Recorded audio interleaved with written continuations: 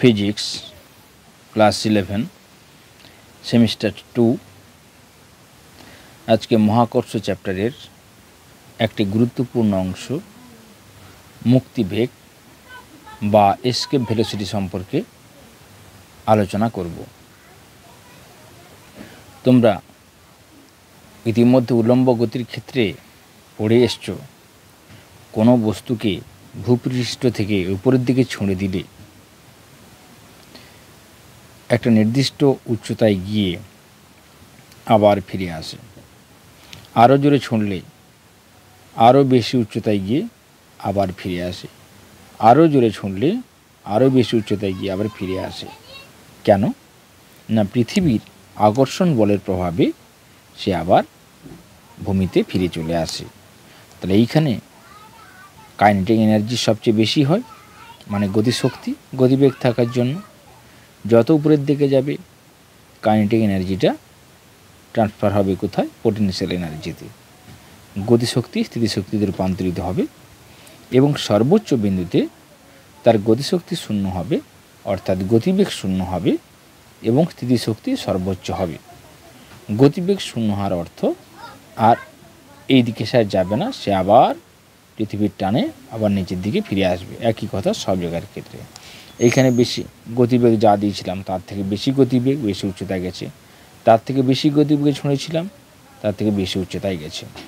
এরকম করতে করতে আমি যদি গতিবেগ বাড়াতে থাকি, কোনো একটা এমন মুহূর্ত আসবে যে গতিবেগে বস্তুকে নিক্ষেপ করলে সে পৃথিবীর আকর্ষণ বলের বাইরে চলে যায়।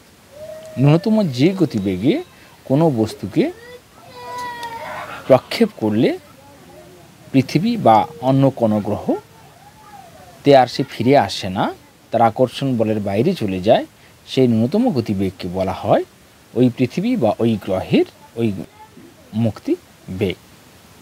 মুক্তিবেগ আলোচনার আগে আমরা একটু জেনে নিই, কোনো একটা বস্তুকে, এই বস্তুটা ধরে এইখান থেকে ছোঁড়া আরম্ভ করেছি, এটা পৃথিবীর একদম কাছে, জাস্ট ছবিটা আঁকার জন্য তোমাদেরকে একটু দূরে দেখাচ্ছি। তাহলে যখন প্রথমে গতিবেগে ছুঁড়েছিলাম তখন কি হয়েছিল না, দেখলাম যে উপবৃত্তীয় কক্ষপথে ঘুরছে। এটা কত গতিবেগ না, ভি লেস দেন √g(r)। যদি এরকমভাবে ছোঁড়া হয় তাহলে সে উপবৃত্তীয় কক্ষপথে পরিভ্রমণ করবে বা ইলিপ্টিক্যাল পাথে ঘুরবে, মানে এইটা ইলিপ্টিক্যাল পাথে গেছে। যখন √g(r) এর সঙ্গে সমান গতিবেগে ছোঁড়া হবে, অর্থাৎ 8 কিলোমিটার/সেকেন্ড পৃথিবীর ক্ষেত্রে, তখন বস্তুটি বৃত্তীয় পথে পরিভ্রমণ করবে, বৃত্তীয় পথে ঘুরবে, দুয়ের দাগ। এর থেকে যদি আরও বেশি গতিবেগে ছোঁড়া হয়, অর্থাৎ v greater than √g(r), অর্থাৎ 8 কিলোমিটার/সেকেন্ড গতিবেগের থেকে বেশি গতিবেগে ছোঁড়া হলে বস্তুটি আবার পৃথিবীকে কেন্দ্র করে উপরে বৃত্তীয় কক্ষপথে পরিভ্রমণ করবে। ক্লিয়ার? এরপরে আরও বেশি গতিবেগে ছুঁড়লাম, অর্থাৎ ভি সমান 11.2 কিলোমিটার/সেকেন্ড সমান √2g(r) পৃথিবীর ক্ষেত্রে, 11.2 কিলোমিটার/সেকেন্ড আর পৃথিবীর ক্ষেত্রে, তখন বস্তুটি কী হবে? পরাবৃত্তীয় বরাবর যাবে, পরাবৃত্তীয় গতিতে পরিভ্রমণ করবে। এর থেকে আরও বেশি গতিবেগে ছুঁড়লাম, তখন কি হবে? v > v, তখন বস্তুটি কী হবে? অধিবৃত্তীয় গতিপথে পরিভ্রমণ করবে।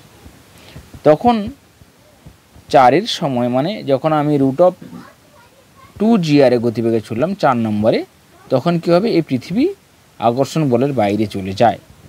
এই গতিবেগকে বলা হচ্ছে কি পৃথিবীর ক্ষেত্রে মুক্তিবেগ। তাহলে গতিবেগ বাড়াচ্ছি, তাহলে যখন লেস দেন √g(r) মানে 8 কিলোমিটার/সেকেন্ড বেগে থেকে কম গতিবেগে কোনো বস্তুকে পৃথিবী থেকে ছুঁড়ছি, তাহলে তার বৃত্তীয় পথ কেমন, সঞ্চার পথ কেমন হবে? উপবৃত্তীয়।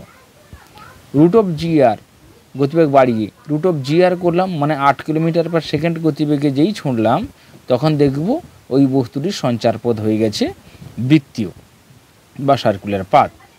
এর থেকে আরও বেশি গতিবেগে ছুঁড়লাম, অর্থাৎ v √g(r) মানে 8 কিলোমিটার/সেকেন্ড গতিবেগের থেকে বেশি গতিবেগে ছুঁড়লে ওই বস্তুটির সঞ্চার পথ হবে আবার উপবৃত্তীয় পথ। এর থেকে আরও বেশি গতিবেগে ছুটলাম, অর্থাৎ ভি সমান √2gr সমান 11.2 কিলোমিটার/সেকেন্ড। আবার বস্তুটি তখন বস্তুটিকে পরাবৃত্তীয় আকার ধারণ করবে।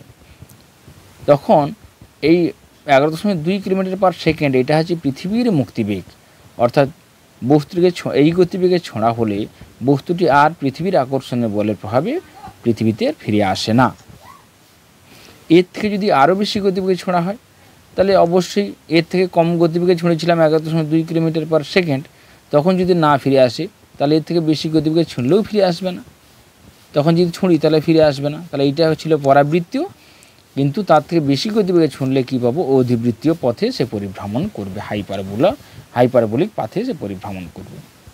ঠিক আছে, এইবার দেখো ছবির দিকে তাকাও। 1, 2, 3 এই পাতটা দেখো কি না ক্লোজড, কিন্তু 4 এবং 5-এর ক্ষেত্রে দেখো এটা হচ্ছে ওপেন কার্ভ, এটা হচ্ছে কি ওপেন কার্ভ। আবার এইখানে আকর্ষণ বল ক্রিয়াশীল হয়, 1, 2, 3-এর ক্ষেত্রে আকর্ষণ বল ক্রিয়াশীল। তাই এদের দ্বারা এই সিস্টেমের মানে 1, 2, 3-এর সিস্টেমের ক্ষেত্রে মোট এনার্জি কত হবে? নেগেটিভ। কেন না তারা পৃথিবীর টানের ফলে আবার ফিরে আসছে। আর 4-এর ক্ষেত্রে কি হয়েছে না তার মোট এনার্জি কত হবে? সিস্টেমের মোট এনার্জি হবে 0। 5-এর ক্ষেত্রে মানে আরও বেশি গতিবেগে ছুঁড়লাম মুক্তিবেগের থেকে, তখন দেখা যাবে তার মোট সিস্টেমের টোটাল এনার্জি হয়ে যাবে পজিটিভ। তোমরা উপবৃত্তটা জানো কেমন? পটেটোর মতো দেখতে, এটা হচ্ছে উপবৃত্ত। এটা 1 ও 3-এর ক্ষেত্রে তোমার কোনো বস্তু ঘুরছিল পৃথিবীকে কেন্দ্র করে। আচ্ছা, 8 কিলোমিটার/সেকেন্ড গতিবেগে গেলে বৃত্তীয় পথে ঘুরবে, বৃত্তীয় তোমরা জানো। 8 কিলোমিটার/সেকেন্ডের বেশি গতিবেগে ছুঁড়লে সেটা হয়ে যাবে কি না যখন ভি মানে 11.2 মুক্তিবেগে নিয়ে যখন ছোড়া হবে তখন তার গতি সঞ্চার পথ হবে পরাবৃত্তীয় আকার। এই হচ্ছে পরাবৃত্তীয় আকার। তারপরে তার থেকেও বেশি গতিবেগে ছুঁড়লে সেটা হবে অধিবৃত্তীয় আকার।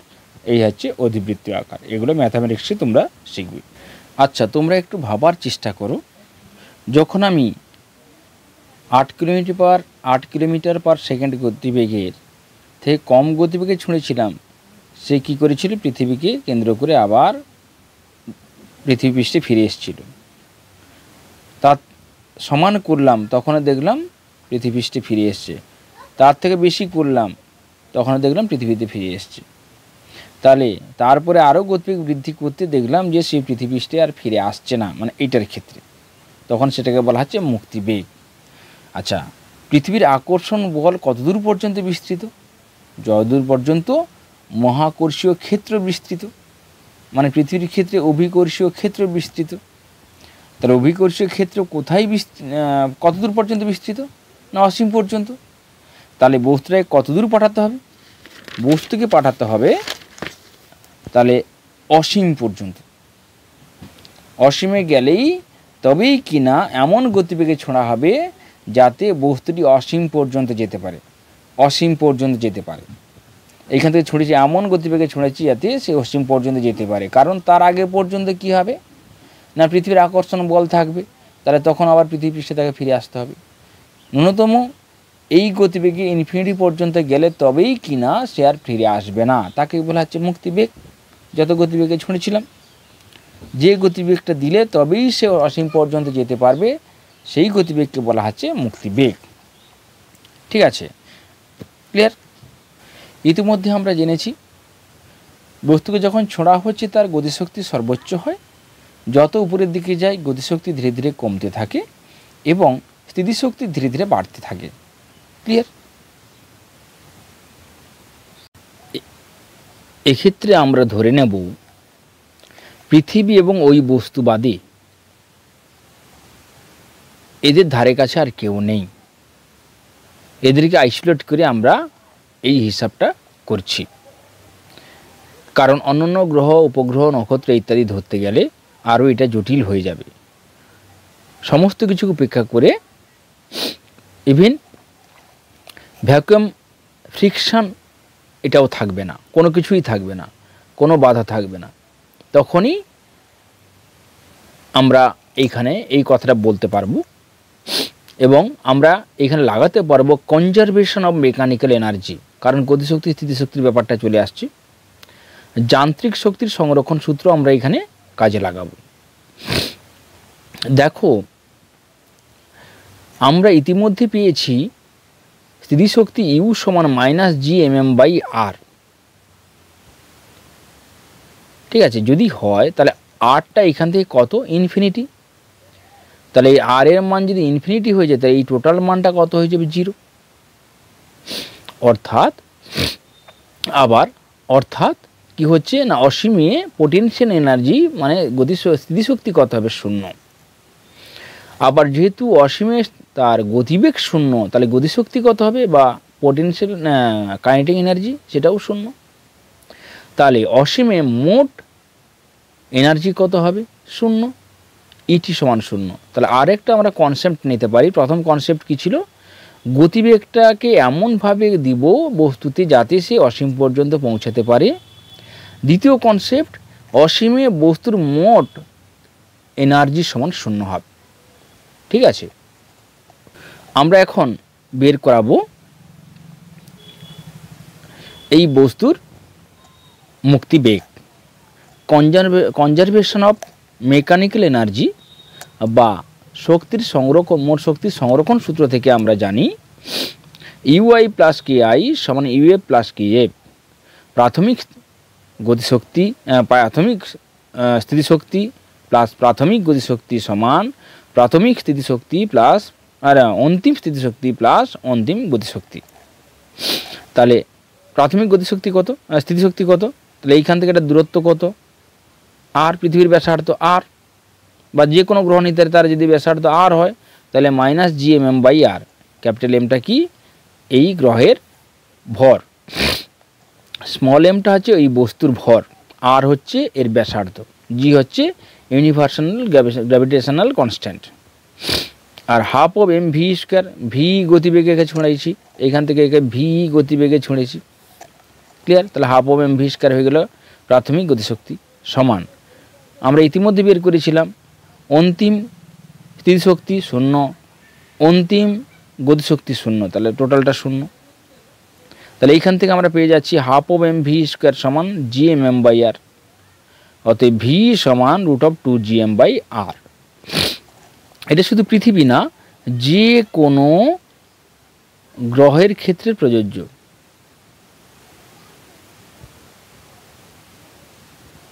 ক্লিয়ার? যদি পৃথিবীর ক্ষেত্রে আমরা ভাবি GM সমান কত না GR², তাহলে ভি সমান হবে √GM এর জায়গা বসাবো GR², আর একটা কেটে যাবে √2GR। জি এর মান জানি 9.81 মিটার পার সেকেন্ড স্কয়ার, আর এর মান 6400 কিলোমিটার। এই সমস্ত মানগুলো পুট করলে ভির মান পাবো পৃথিবীর ক্ষেত্রে 11.2 কিলোমিটার পার সেকেন্ড। চাঁদের ক্ষেত্রে মুক্তিবেগ ভি সমান √2 ইন্টু পৃথিবীর থেকে চাঁদ কত, জি এর মান কত, 1/6, তাই g/6। এবং পৃথিবীর থেকে চাঁদের আর কত, r/4, তাহলে r/4 দিয়ে দিলাম। তাহলে পৃথিবীর চাঁদের মুক্তিবেগ কত, 2.4 কিলোমিটার পার সেকেন্ড। অর্থাৎ চন্দ্রপৃষ্ঠ থেকে কোনো বস্তুকে বাইরে নিক্ষেপ করলে, মুক্তি করতে চাইলে, অসীমে নিক্ষেপ করলে 2.4 কিলোমিটার পার সেকেন্ড বেগে ছুঁড়লে তবেই সেই চাঁদের ক্ষেত্র থেকে, মহাকর্ষীয় ক্ষেত্র থেকে বাইরে বেরোতে পারবে, নতুবা নয়। আর একরকমভাবে মুক্তিবেগ নির্ণয় করা যায়, সেটা হচ্ছে কি, পৃথিবী নিলাম, এটা পৃথিবী, এটা হচ্ছে বস্তু, কত দূরত্বে আছে, ধরলাম আর দূরত্বে আছে। আমরা জানি পৃথিবী তার উপর বা তার পৃষ্ঠের কাছাকাছি কোনো বস্তুকে নিজের কেন্দ্রের দিকে আকর্ষণ করে, একে অভিকর্ষ বল বলে।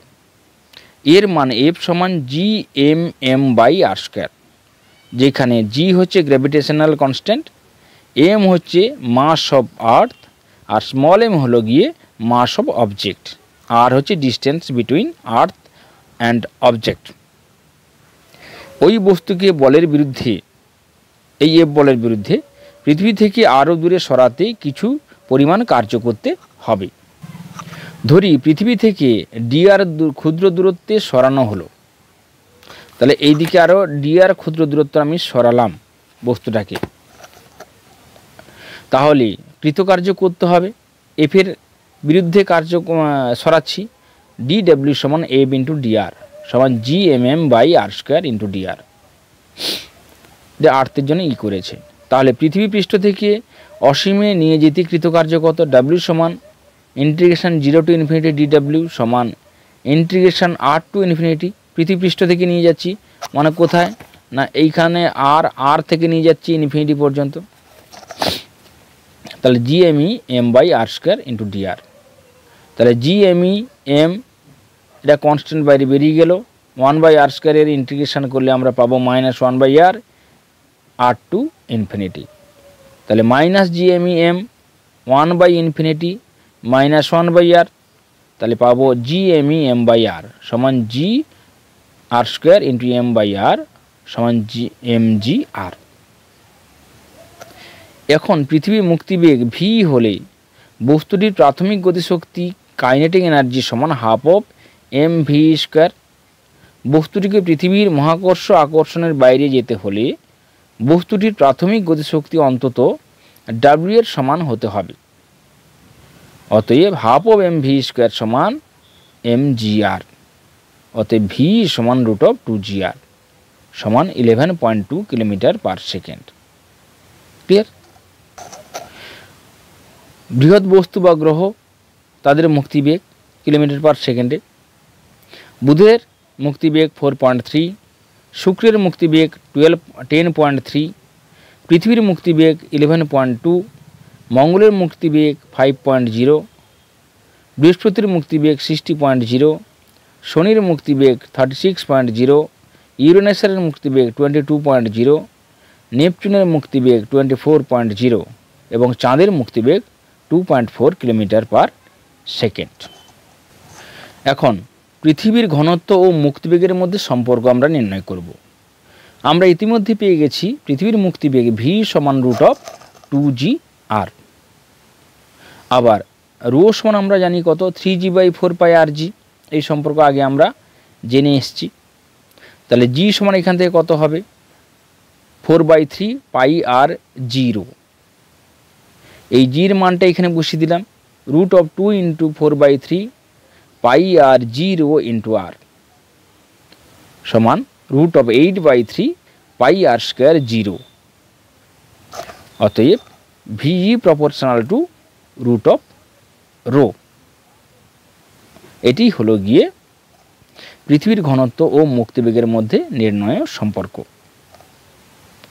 কক্ষীয় বেগ ও মুক্তিবেগের মধ্যে সম্পর্ক এখন নির্ণয় করব। আমরা ইতিমধ্যে মুক্তিবেগ পেয়ে গেছি ভি সমান √2GR।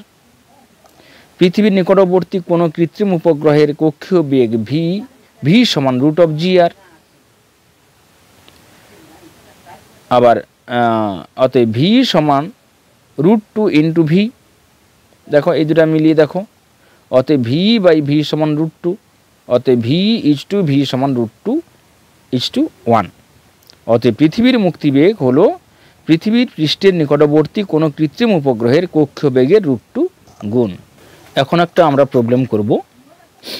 এই হচ্ছে পৃথিবী, তার ব্যাসার্ধ আর, পৃথিবী পৃষ্ঠ থেকে আর উচ্চতা থেকে কোনো বস্তুকে নিক্ষেপ করা হলো, কত বেগে নিক্ষেপ করলে সে আর পৃথিবীর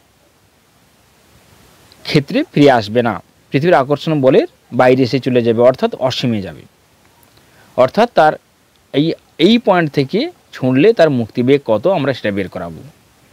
অপশান দেওয়া আছে 11.2 kilometre per second, 5.6 kilometre per second, 7.9 kilometre per second এবং 6.1 কিলোমিটার পার সেকেন্ড।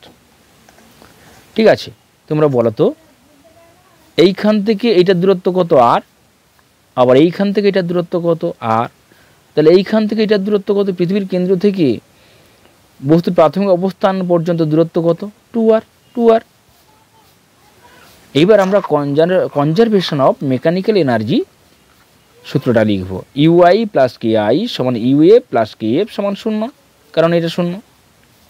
তাহলে এইবার দেখো ইউআই সমান কত, মাইনাস জিএমএম মানে এর মাস এম, এর mass capital M, minus GMM by এখান থেকে দূরত্ব 2r, প্লাস ধরি ভি গতিবেগে ছোঁড়া হয়েছিল, তাহলে half of M V square সমান 0, কারণ এটাতে 0 ইতিমধ্যে আমরা জেনে ফেলেছি।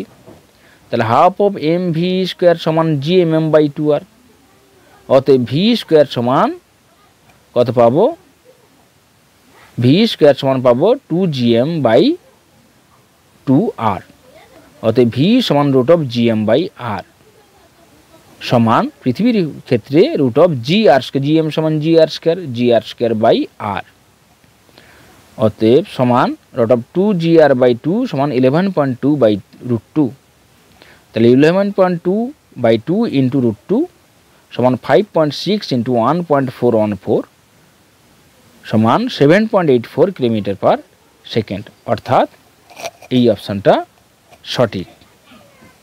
মুক্তিবেগের আর একটা অঙ্ক আমরা দেখব। এইখানে প্ল্যানেট, তার মাস m1, এইখানে একটা প্ল্যানেট, তার মাস m2। প্রথম প্ল্যানেট থেকে r1 দূরত্বে এবং দ্বিতীয় প্ল্যানেট থেকে r2 দূরত্বে m ভরের একটা বস্তুকে যে এমন গতিবেগে নিক্ষেপ করা হলো যাতে সে এই দুটার ক্ষেত্রের বাইরে চলে যেতে পারে, অর্থাৎ তার মুক্তিবেগ কত আমরা বের করাবো, তাকে অসীমে পাঠাতে হবে।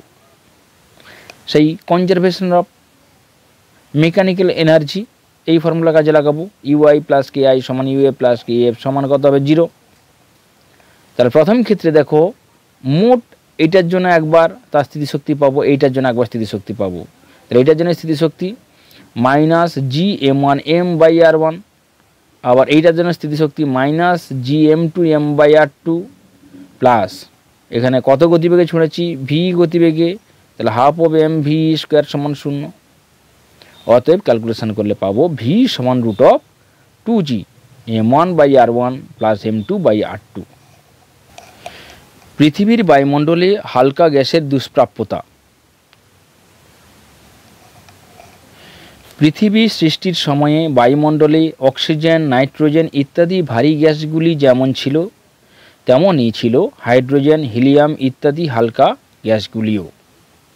অথচ এখন বায়ুমণ্ডলে হালকা গ্যাসগুলি আর অস্তিত্ব নেই বললেই চলে।